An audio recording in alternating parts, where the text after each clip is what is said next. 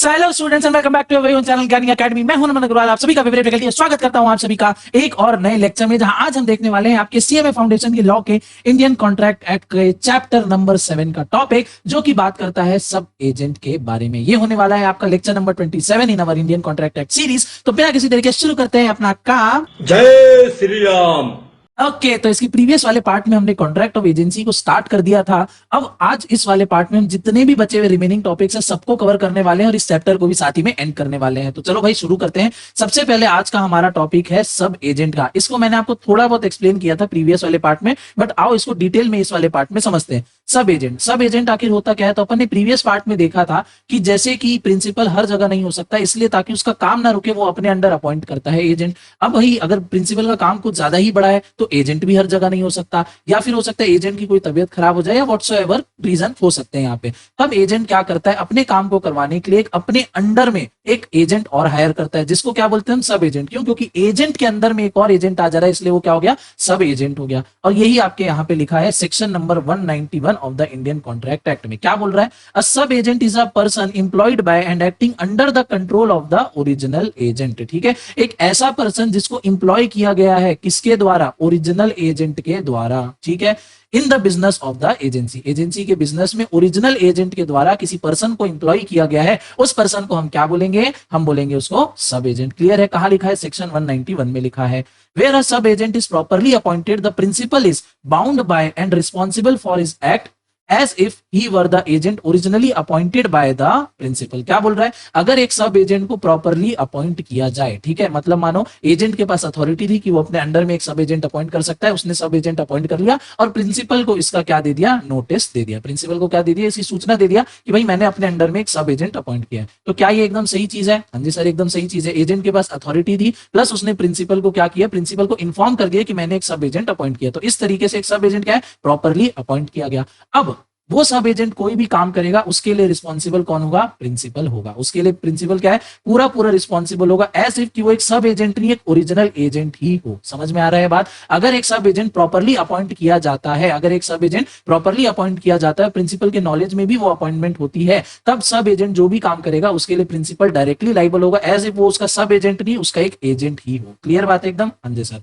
आगे बोल रहा है the agent is responsible to the principal for the act of sub agent. अब जो एजेंट है जिसने सब एजेंट को अपॉइंट किया, वो उसके एक्ट के लिए रिस्पॉन्सिबल होगा टू द प्रिंसिपल। आगे बोल रहा है the sub agent is responsible for all his act to agent but not to the principal except in the case of fraud और विलफुल रॉन्ग। क्या बोल रहा है कि सब एजेंट जो है वो रिस्पॉन्सिबल होगा अपने एक्ट्स को किसके लिए? एजेंट के प्रति। ठीक है, क्योंकि सब एजेंट को अपॉइंट किसने किया है? एजेंट ने अपॉइंट किया है। तो सब एजेंट का मालिक कौन हुआ? एजेंट हुआ। तो सब एजेंट रिपोर्टिंग किसको देगा? एजेंट को देगा। और एजेंट किसको रिपोर्टिंग देगा? एजेंट देगा रिपोर्टिंग प्रिंसिपल को। अल्टीमेटली देखोगे तो रिस्पॉन्सिबिलिटी प्रिंसिपल के ऊपर ही आनी है। अल्टीमेटली देखोगे अगर कुछ नुकसान हो जाता है तो उसकी भरपाई जो है, अगर सब एजेंट प्रॉपरली अपॉइंट हुआ तो वो प्रिंसिपल ही करने वाला है। बट जो सब एजेंट है वो डायरेक्टली कोई जवाब प्रिंसिपल को नहीं देगा। जो सब एजेंट है वो डायरेक्टली कोई जवाब प्रिंसिपल को नहीं देगा। जैसे कि क्या होता है क्लास में? क्लास मॉनिटर अपॉइंट होता है, फिर क्लास टीचर होते हैं। तो अगर कुछ भी कंप्लेन होती है क्लास में, बच्चों के बीच में लड़ाई हो रही है, कोई भी दिक्कत होती है, तो सबसे पहले हम जाके कंप्लेन किसको करते हैं? क्लास मॉनिटर को करते हैं, ना कि डायरेक्टली टीचर के पास जाते हैं। तो ये भी वैसे ही कैसे कि सब एजेंट जो है वो अपनी बात रखेगा एजेंट के आगे, और एजेंट जो है क्लास मॉनिटर जो है वो टीचर को बताएगा। सेम वैसे ही क्या है, जो एजेंट है वो जाके प्रिंसिपल को रिपोर्टिंग देगा, और डिसीजन फिर आखिरी में कौन लेगा? डिसीजन प्रिंसिपल यानी क्लास टीचर लेगा। तो सिंपल है। तो ऐसी प्रैक्टिकल में अपन ने होते देखा है, वैसे ही रियल लाइफ में भी एजेंसी के केस में होता है। क्लियर बात है? बट यहां पे लिखा है accept in the case of fraud और विलफुल रॉन्ग। कोई फ्रॉड या विलफुल रॉन्ग हो जाएगा तो भैया सब एजेंट को डायरेक्टली प्रिंसिपल के पास आना पड़ेगा, उसको जवाब देना पड़ेगा। अगर उसने उटपटांग काम किया, मिस रिप्रेजेंटेशन, फ्रॉड वगैरह किया है, तो फिर वो डायरेक्टली उसको प्रिंसिपल को जवाब देना पड़ेगा, उसकी अकाउंटेबिलिटी बनेगी। क्लियर बात एकदम? हाँ जी सर। अनलेस किसको रिपोर्ट करेगा? एजेंट को करेगा। आगे बोल रहा है improper appointment of sub agent. अगर सब एजेंट का जो अपॉइंटमेंट है इम्प्रॉपर तरीके से किया जाए तब क्या होगा? तो सेक्शन 193 बोलता है कि अगर एक सब एजेंट इम्प्रॉपरली अपॉइंट किया जाता है एजेंट के पास without having authority to do so. अब agent does not have the authority to appoint a sub agent under him, but then too he appoints a agent under him, यानी sub agent को अपने under में appoint करता है, तब क्या होगा? Let's see. पहला पॉइंट लिखा है the agent stands towards such person in relation to a principal and is responsible for his act both to the principal and to the third person. क्या बोल रहा है? अब एजेंट जो है वो प्रिंसिपल बन जाएगा उस सब एजेंट का। Agent in such a position will become the principal or that sub agent, and he will be responsible to both to the third party and to the principal as well.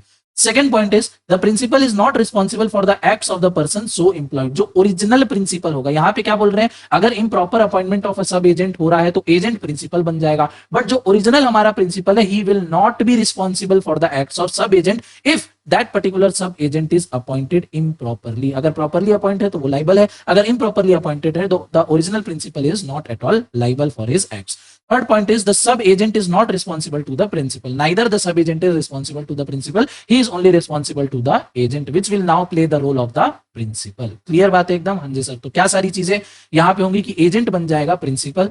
दूसरा, principal सब agent के act के लिए कोई भी responsible नहीं होगा, responsibility नहीं लेगा, और ना ही सब एजेंट प्रिंसिपल के प्रति कोई रिस्पॉन्सिबल होगा, उसको रिपोर्टिंग नहीं करेगा. सिंपल. आते हैं सेक्शन नंबर 194 की तरफ, जो कि बात करता है सब्स्टिट्यूट एजेंट. सब एजेंट का पॉइंट यहीं पे खत्म होता है. अब आते हैं अपन सब्स्टिट्यूट एजेंट की तरफ. तो सब्स्टिट्यूट एजेंट क्या होता है, तो नाम से ही समझ में आ रहा है एजेंट, बट कैसा, सब्स्टिट्यूटेड एजेंट. सब्स्टिट्यूट मतलब क्या होता है, जैसे क्रिकेट के मैच में या फुटबॉल के मैच में होता है ना, एक दो सब्स्टिट्यूट अपन प्लेयर रखते हैं कि बाई चांस अगर हमारा मेन प्लेयर जो प्लेइंग टीम के अंदर में है वो इंजर्ड हो जाता है या परफॉर्म नहीं कर पाता, तो हम उसको सब्स्टिट्यूट यानी चेंज कर देंगे, उसकी जगह दूसरा प्लेयर जाएगा. तो वैसे ही सब्स्टिट्यूट एजेंट होता है. अगर मान लो एजेंट को कोई काम सौंपा गया, अब एजेंट पड़ गया उस दिन बहुत ज्यादा बीमार, या एजेंट है उस समय छुट्टी पे, वो काम नहीं कर सकता, तो एजेंट क्या कर सकता है, एक सब्स्टिट्यूट एजेंट, ठीक है, अपनी जगह पे किसी और को भेज सकता है काम करने के लिए, जिसके पास एजेंट की अथॉरिटी और पावर होगी. तो ऐसे पर्सन को हम क्या बोलेंगे, सब्स्टिट्यूट एजेंट. ध्यान रखना, एजेंट अपने अंडर में किसी को अपॉइंट नहीं कर रहा है, अपनी जगह पे भेज रहा है, यानी लेवल जो है वो सेम है. सब एजेंट के केस में क्या होता है, वो अपने अंडर में एक पर्सन को अपॉइंट करता है, बट सब्स्टिट्यूट के केस में लेवल जो होता है सेम होता है, वो अपनी जगह पे किसी और पर्सन को भेज देता है. तो this is substitute agent 194, section number 194. क्या लिखा है, when an agent holding an express or employed authority to name another person to act for the principal in the business of agency and has named another person accordingly, such person is not a sub agent but the agent of the principal for such part of the business of the agency as is entrusted to him. क्या बोल रहा है कि जब एक agent जिसके पास authority है, चाहे एक्सप्रेस हो चाहे इंप्लाइड हो, बट अथॉरिटी है, वो अपनी जगह पे एक अनदर पर्सन का नाम को आगे रखता है in the business of agency, तो वो पर्सन जिसका नाम सामने आया वो सब एजेंट नहीं बनेगा, वो क्या बनेगा, उस पार्ट के लिए उस प्रिंसिपल का, उस पार्ट यानी उस एक बिजनेस ट्रांजेक्शन के लिए उस प्रिंसिपल का क्या बन जाएगा, एज अ एजेंट बन जाएगा. बट क्या वो ओरिजिनल एजेंट था? नहीं. कौन सा एजेंट कहलाएगा, वो कहलाएगा एक सब्स्टिट्यूट एजेंट. क्लियर बात है. एग्जाम्पल नीचे लिखा है कि A directs B solicitor to sell his estate by auction and to employ an auctioneer for the purpose. B names C an auctioneer to conduct the sale. C is not a sub agent but is agent to conduct the sale. Here is another example. एक example दिया है ऊपर में कि A B को बोलता है कि अपने सॉलिसिटर को कि उसको भैया कुछ चीजें बिकवानी होगी तो ऑक्शन के लिए एक एजेंट हायर करो. B C का नाम आगे फॉरवर्ड करता है कि C भैया ऑक्शनर होगा और वो सेल को कंडक्ट करवाएगा. यहाँ पे C जो है वो A का सब एजेंट नहीं है, A का क्या है, एजेंट है, ठीक है, और वो सेल का काम करेगा. एक और एग्जाम्पल क्या है, Aman authorises Baman a merchant in Delhi to recover the money due to Aman from Chaman. ठीक है, अमन जो है यानी ए जो है वो बमन को ऑथराइज करता है, जो कि एक मर्चेंट है दिल्ली में, कुछ ड्यूज को रिकवर करे, किससे, चमन से. अमन इंस्ट्रक्ट करता है दमन को, ठीक है, अमन ने बोला था बमन को, बमन बोल रहा है दमन को, a solicitor to take legal proceedings against Chaman for the recovery of the money. Here Daman is not a sub agent but a solicitor for Aman. यहाँ पे क्या हो रहा है, जो दमन है वो एक सब एजेंट नहीं है बल्कि क्या है, सब्स्टिट्यूट एजेंट है, क्योंकि एजेंट ने डायरेक्टली उसको बोला कि भैया मेरे बदले में तुम ये काम कर दो. क्लियर बात है एकदम. हाँ जी सर. आगे आते हैं सेक्शन नंबर 195 पे, that is agents duty in naming such a person. यानी एजेंट अपने अंडर पे कोई सब एजेंट अपॉइंट करेगा या एक सब्स्टिट्यूट एजेंट अपॉइंट करेगा, तब उसको किन बातों का ध्यान रखना है, कैसे उसको एक परफेक्ट एजेंट को अपॉइंट करना है. क्या बोल रहा है यहाँ पे, in selecting such agent for his principal, agent is bound to exercise the same amount of discretion as a man of ordinary prudent would exercise in his own case, and he does this he is not responsible to the principal for the act or negligence of the agent so selected. क्या बोल रहा है कि agent अगर अपने under में कोई सब एजेंट अपॉइंट करता है या अपने प्लेस में कोई सब्स्टिट्यूट एजेंट अपॉइंट करता है, तो उसको उस अपॉइंटमेंट करने से पहले, कोई भी पर्सन को अपॉइंट करने से पहले उतना ही ध्यान से उसको अपॉइंट करना है जितना अ मैन ऑफ ऑर्डिनरी प्रूडेंस करेगा. यानी एक प्रिंसिपल अपने अंडर में एजेंट अपॉइंट करते समय जिन जिन बातों का ध्यान रखेगा, जो सारे पैरामीटर्स चेक करेगा, वो सेम काम उस एजेंट को भी करना है. और अगर वो ये काम करके एक पर्सन को अपॉइंट करता है, ड्यूली अपॉइंट करता है बढ़िया तरीके से, तब वो रिस्पॉन्सिबल नहीं होगा. ठीक है, तब प्रिंसिपल के ऊपर डायरेक्ट रिस्पॉन्सिबिलिटी आएगी अगर कुछ भी गड़बड़ काम होता है तो. बट अगर एजेंट जो है वो नेग्लिजेंस बरतता है, ठीक है, वो किसी भी ऐसी पर्सन को हायर कर लेता है जिसको काम की नॉलेज नहीं है, और ताकि अब वो अपने से अपने काम से वो छूटे। क्लियर बात है। एजेंट क्या है, बिना प्रॉपर रिसर्च के, बिना प्रॉपर मतलब इंटरव्यू लिए, क्वेश्चन पूछे कि भाई आपको काम आता है नहीं आता है, नॉलेज है नहीं है, ऐसे ही कोई भी पर्सन अपॉइंट कर देता है और जाके काम में कुछ गड़बड़ी कर देता है, जिससे क्या हो जाता है नुकसान, जिससे क्या हो जाता है नुकसान। तो गलती किसकी थी, एजेंट की थी, क्योंकि तुमने बिना देखे जाने परखे कैसे एक पर्सन को अपॉइंट कर दिया जो तुम्हारे बिहाफ पे जाके काम को करके आए। अब उसने काम को गड़बड़ तरीके से किया है, तुम्हारी गलती थी कि तुमने गलत पर्सन को गलत पोजीशन के लिए सिलेक्ट किया। तो इसका जो भी नुकसान होगा इसके लिए तुम पर्सनली लायबल होगे, ना कि योर प्रिंसिपल। क्लियर बात है एकदम। हाँ जी sir.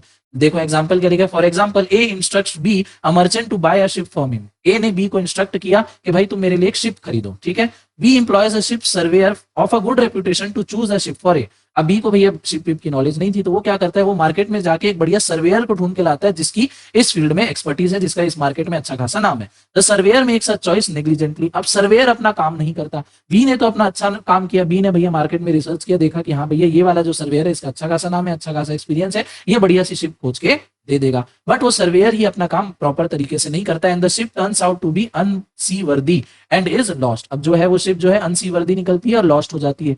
B is not but the surveyor is responsible to the. अब इस केस में बी रिस्पॉन्सिबल नहीं होगा ए को, बल्कि वो सर्वेयर जिसने अपना काम ठीक से नहीं किया वो रिस्पॉन्सिबल होगा। देखो सिंपल सा केस है, जो अपना काम ठीक से नहीं करेगा वो रिस्पॉन्सिबल होगा। प्रिंसिपल भैया अगर ढंग का एजेंट अपॉइंट नहीं करता तो प्रिंसिपल रिस्पॉन्सिबल है। एजेंट अगर ढंग का सब एजेंट या सब्स्टिट्यूट एजेंट अपॉइंट नहीं करता तो वो रिस्पॉन्सिबल है। अगर उसने कोई एक सब एजेंट अच्छी तरीके से या कोई सब्स्टिट्यूट एजेंट बढ़िया तरीके से अपॉइंट कर दिया, अब वो ढंग का काम नहीं कर रहा है तो वो रिस्पॉन्सिबल होगा। क्लियर बात है। तो सिंपल सी बात यहाँ पे यह है कि जो अच्छी तरीके से, जो अपने काम को ईमानदारी से प्रॉपर तरीके से नहीं करेगा वो रिस्पॉन्सिबल होगा।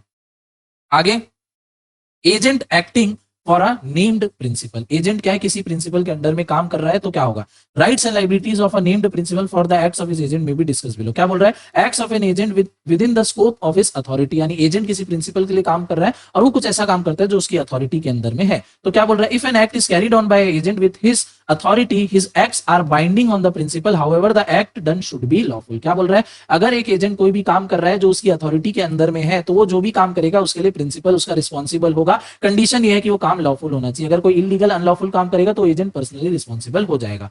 अब देखते हैं क्या लिखा है आगे, acts of an agent exceeding his authority. अब कोई एजेंट है जो अपना अलग दिमाग लगाता है और अपनी अथॉरिटी से बढ़ के कोई काम करता है, तब क्या होगा, it can be discussed under the two heads as shown below. क्या बोल रहा है, where the work can be separated and second point is the work can not be separated. क्या बोल रहा है, एजेंट ने कोई काम किया है अपनी अथॉरिटी से आगे बढ़ के, तो अब क्या होगा, तो बोलता है दो सिनेरियो बनेंगे। पहला क्या, जो एजेंट ने काम किया है, ठीक है, मान लो उसने 100% कोई काम किया है, उसमें 60% तो ऐसा काम है जो उसकी अथॉरिटी के अंदर है, 40% कुछ ऐसा काम है जो उसकी अथॉरिटी के बाहर है बट फिर भी उसने कर दिया है। अब बोल रहा है कि वो 40% काम हम सेपरेट कर सकते हैं, यानी मान लो दो टास्क मिले होंगे, एक टास्क उसकी अथॉरिटी के अंदर में था, दूसरा नहीं था बट उसने कर दिया, ठीक है, और दूसरे टास्क को हम पहले टास्क के अलग कर सकते हैं, दूसरे टास्क को पहले टास्क से हम अलग कर सकते हैं, तब क्या होगा, और सेकंड केस बनता है जब दूसरे टास्क को हम पहले वाले से अलग नहीं कर सकते, तब क्या होगा। तो देखते हैं पहला, where the work can be separated. Where an agent exceeds his agency to do the work for the principal is bound by that part of the work which is within his authority if it can be separated from the part of the work which is beyond his authority। क्या बोल रहा है, जो part of काम जो agent के authority के अंदर में था प्रिंसिपल, उसके लिए तो बाउंड रहेगा, बट जो उसके अथॉरिटी में नहीं था, एजेंट ने कर दिया और आप उसको अलग कर सकते हो, तो उसके लिए प्रिंसिपल बाउंड नहीं है, तो उसके लिए कौन बाउंड है, उसके लिए एजेंट बाउंड है। एग्जांपल क्या है यहाँ पे, A owner of a ship and a cargo authorises B to procure an insurance policy for 4000 on the ship. A जो है शिप और कार्गो यानी सामान का और शिप का दोनों का ओनर है, वो बी को ऑथराइज करता है कि भाई तुम शिप के लिए 4000 की इंश्योरेंस पॉलिसी करवा लो। B procures an insurance policy 4000 on the ship and another 6000 on cargo. अब बी को क्या इंस्ट्रक्शन मिला था कि भाई 4000 का सिर्फ शिप का करवाना, अब वो आगे दिमाग लगा के कार्गो का भी इंश्योरेंस करवा देता। अब काम तो उसने सही किया भाई, इंश्योरेंस कार्गो का भी होना चाहिए, काम उसने सही किया, बट क्या उसकी अथॉरिटी में था, क्या उसको परमिशन था कार्गो के लिए इंश्योरेंस लेने का, आंसर इज नो। तो अब क्या होगा, ए इज बाउंड टू पे the premium for the policy on the ship but not the premium for the policy on the cargo. ठीक है, अब कार्गो के लिए जो ए जो है वो बाउंड नहीं है, वो क्या करेगा, वो अपने एजेंट से यानी बी से उस पैसे को भरवाएगा, क्योंकि जब ए ने इंस्ट्रक्शन नहीं दिया था तो तुमने वो काम क्यों किया, अब किया है तो तुम उस काम को भुगतो। ठीक है, अब क्या बोल रहा है यहाँ पे, where the person can not be where the work can not be separated. अब जो काम है, जो वर्क है वो सेपरेट नहीं हो सकता, तब क्या होगा, where an agent does more than what he is authorised to do and act and such act can not be separated from that which is within his authority, the principal is not bound by the transaction. He is in such a case entitled to repudiate the whole transaction. क्या बोल रहे हैं भैया, अगर agent ने कुछ ऐसा काम कर दिया है जो उसकी अथॉरिटी के बाहर है और उस काम को हम अथॉरिटी के अंदर वाले काम से सेपरेट नहीं कर सकते, तो प्रिंसिपल जो है होल ऑफ द ट्रांजेक्शन के लिए इज नॉट बाउंड। और वो क्या कर सकता है, कॉन्ट्रैक्ट उस काम को रेपुडिएट यानी कैंसिल कर सकता है कि भैया मेरा तुम्हारा कोई रिश्ता नहीं है। क्लियर बात है यहाँ पे। So if the agent does something in excess of his power, the transaction is not binding on the principal.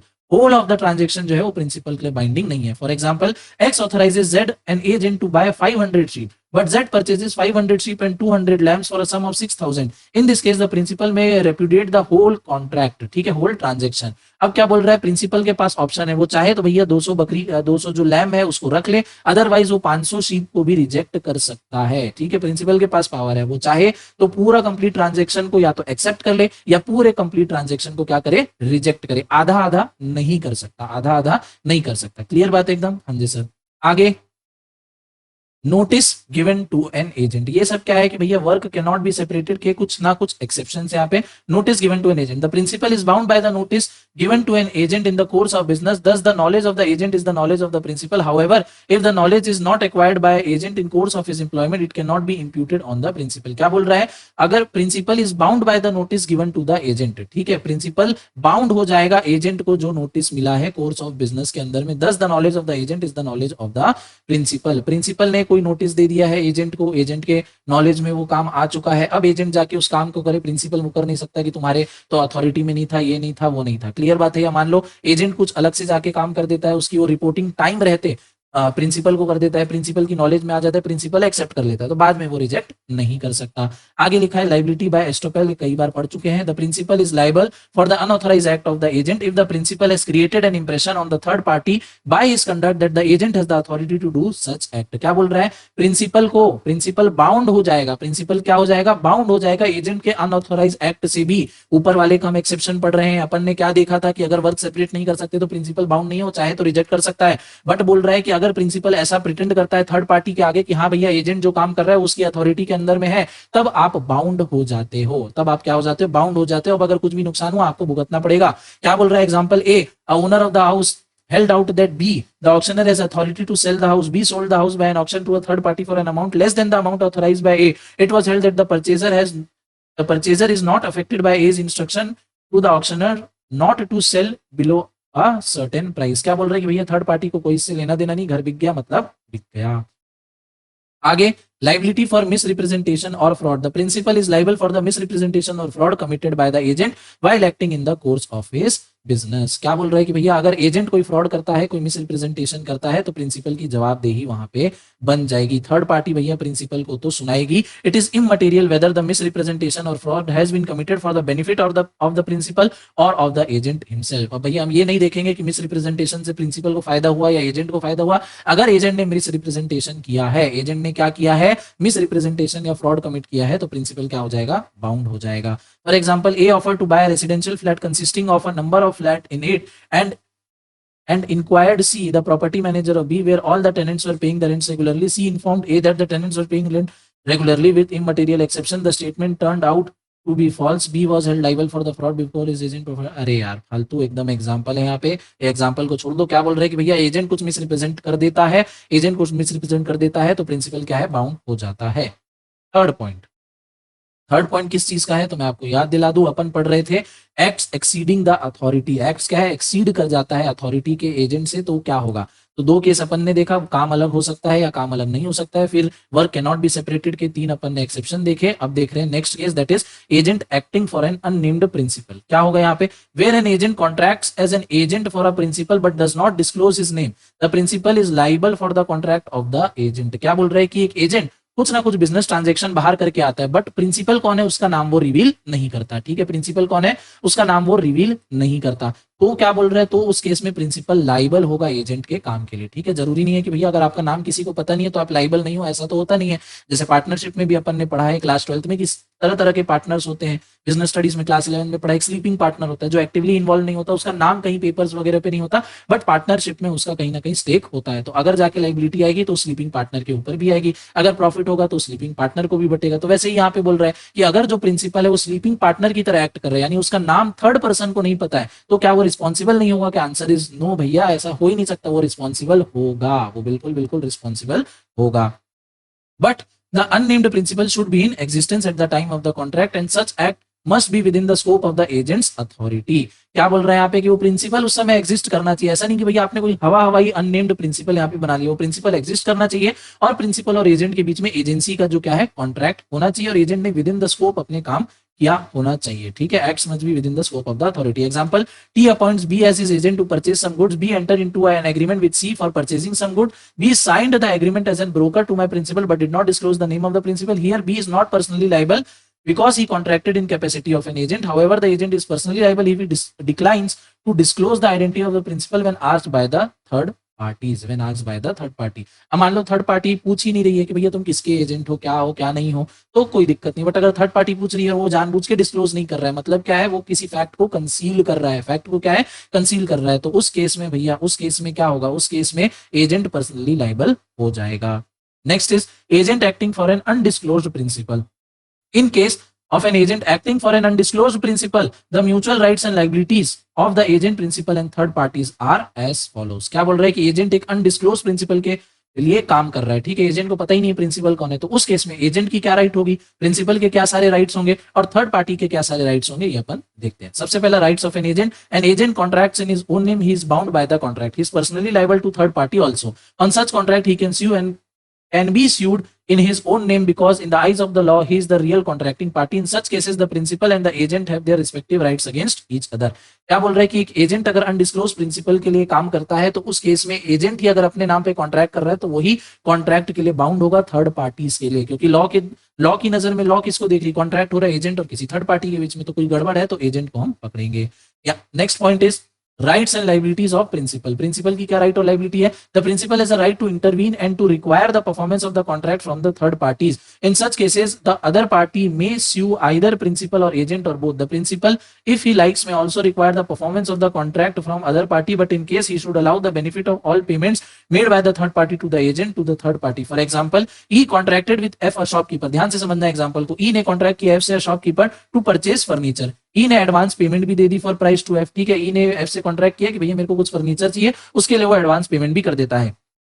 Afterwards E discovers that F is an agent of G. Afterwards E को पता लगता है कि F तो क्या है, main आदमी नहीं है, वो एक एजेंट है, किसका, जी का।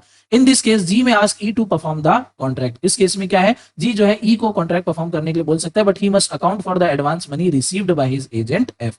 वो क्या कर रहा है, जी जो है वो ई को काम करने बोल सकता है, but he must account for the advance money received by his agent F. उसको जो एडवांस पेमेंट ऑलरेडी हो गई है, यहाँ पे ई नहीं होना चाहिए, जी में आस्क एफ टू होना चाहिए, जी में आस्क एफ, ठीक है, जी को एफ बोलेगा, ठीक है, जी बोलेगा एफ को, कंफ्यूजन हो रहा है यहाँ पे, जी बोलेगा एफ को कि भैया आप जो है, आपको जो काम बोला गया है वो आप करो, और जो ई ने एडवांस आपको पेमेंट दी है, ई ने जो आपको एडवांस पेमेंट दी है उसको आपको अकाउंट करना है, ठीक है। एडवांस अकाउंट करना है मतलब क्या, एडवांस पेमेंट अपन पूरी तो नहीं देते हैं। मान लो 100 रुपए का अगर ट्रांजेक्शन हो रहा है, सामने वाला हमको एडवांस मांग रहा है, तो हम क्या देंगे, 50% देंगे या उससे कम देंगे, ठीक है, एज द केस में भी। तो मान लो अपन क्या दे रहे हैं, 60 रुपीज दे रहे हैं, तो बच्चा जो 40 है वो बोलेगा, जी बोलेगा एफ को कि भैया आपको मिल गया ना, आप काम चालू करो, और जो 60 रुपए को मिला है आपको ध्यान रखना है, आगे उससे 40 रुपए आपको लेना है, 60 रुपए को आपको एक्नॉलेज करना है, ऐसा नहीं कि भैया मुझे तो कुछ मिला ही नहीं।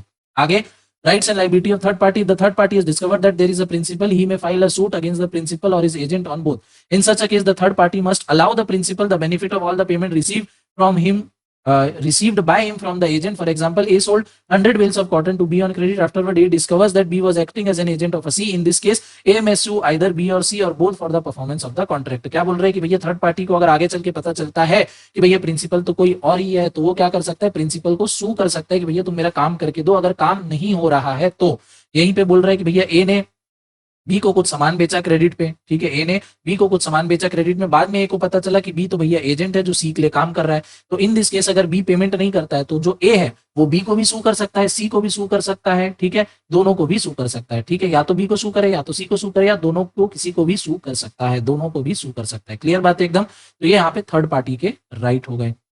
नेक्स्ट है अपना last topic, personal liability of an agent, section number 230 section पे अपन आ चुके हैं। लास्ट टॉपिक होने वाला है इस चैप्टर का, एजेंट की पर्सनल लाइबिलिटी के बारे में। In the absence of any contract to the effect an agent can not personally enforce contract entered into by him on behalf of his principal, nor he is personally bound by them। क्या बोल रहा है कि अगर contract में कोई भी चीज एब्सेंट है, एजेंट क्या है, पर्सनली कॉन्ट्रैक्ट में एंटर नहीं हो सकता। एजेंट क्या है, पर्सनली कॉन्ट्रैक्ट में एंटर नहीं हो सकता। ठीक है, एजेंट कॉन्ट्रैक्ट में पर्सनली एंटर नहीं हो सकता, और जब वो पर्सनली एंटर नहीं हो सकता तो वो फिर बाउंड भी नहीं होगा, पर्सनली बाउंड भी नहीं होगा। बाउंड कौन होगा, बाउंड होगा उसका प्रिंसिपल। बाउंड कौन होगा, प्रिंसिपल। तो बोल रहा है अनलेस कॉन्ट्रैक्ट में कुछ ऐसा पॉइंट लिखा है कि भाई एजेंट कॉन्ट्रैक्ट कर सकता है पर्सनली भी, तो केस अलग है। बट बोल रहा है अगर एजेंसी के केस में ये पॉइंट नहीं लिखा है तो क्या होगा, एजेंट पर्सनली कॉन्ट्रैक्ट नहीं कर सकता ऑन बिहाफ ऑफ प्रिंसिपल, और जब वो पर्सनली कॉन्ट्रैक्ट नहीं कर सकता तो वो पर्सनली लाइबल भी नहीं होगा। क्लियर है एकदम? हाँ जी सर।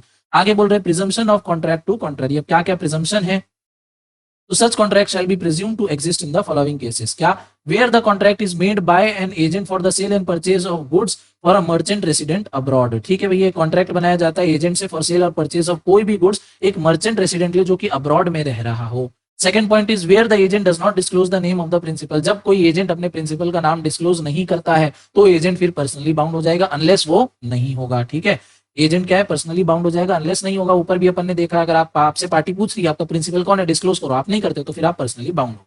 आगे, वेयर द प्रिंसिपल दो डिस्क्लोज कैन नॉट बी सूड। अगर प्रिंसिपल को डिस्क्लोज भी कर दूं बट कुछ कॉन्ट्रैक्ट ऐसा है कि प्रिंसिपल को हम सू नहीं कर सकते, कुछ सिचुएशन ऐसी बन रही है जहां पे हम प्रिंसिपल को सू नहीं कर सकते, तब एजेंट क्या हो जाएगा, पर्सनली बाउंड हो जाएगा। ऊपर में अपन ने देखा कि एजेंट पर्सनली कॉन्ट्रैक्ट नहीं कर सकता, पर्सनली बाउंड नहीं हो सकता, बट इन सब केसेस में एजेंट क्या है, पर्सनली बाउंड होगा। कब कब, जब वो अपने प्रिंसिपल का नाम जो है डिस्क्लोज नहीं करता, किसी फॉरेन में रह रहे आदमी से वो सेल परचेज ऑफ गुड्स का ट्रांजैक्शन करता है, तो भैया फॉरेन में बैठा आदमी तो प्रिंसिपल को जानेगा नहीं, वो एजेंट को जानेगा, तो एजेंट बाउंड है।